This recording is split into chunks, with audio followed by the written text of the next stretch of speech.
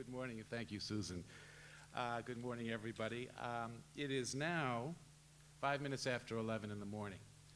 Without considering time zones, how many of you would be surprised to hear that for some people in parts of the world, not considering time zones, it's really 5 minutes after 5 in the morning?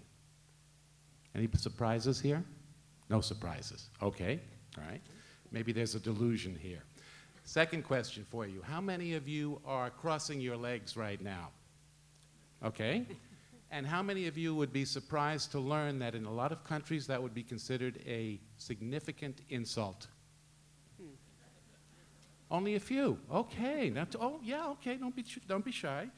How many of you, if you had a contract, if you developed a contract with somebody, and then 2 weeks later, the person with whom you signed the contract wanted to renegotiate the contract and thought that was perfectly normal?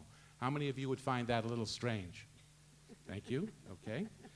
How many of you, if you saw a parent scolding a child who was either eating or writing with his or her left hand, how many of you would be disturbed by that? Okay.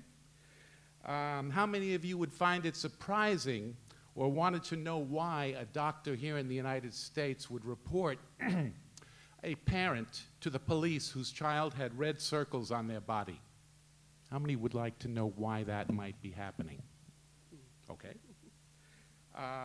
If somebody wanted to praise me, let's say you take my course and you like it, and you want to say, Joe, that was great. And my response to you would be, that is an incredible insult.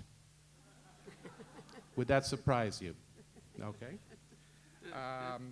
If you had an appointment with someone for 2 o'clock in the afternoon, and they came at 4 o'clock in the afternoon, and there were no apologies, would that surprise you? Okay. If you're having a conversation with someone, and there is little or no eye contact, would that surprise you? Would it make you uncomfortable? Little or no contact, okay? And lastly, well, there's so many I can't go on. If you find some of this strange, then the course is about delusions, what you see. The subtext for the course is the stranger sees only what he or she knows. If you'd like to find out more about it, it's about the delight of discovering.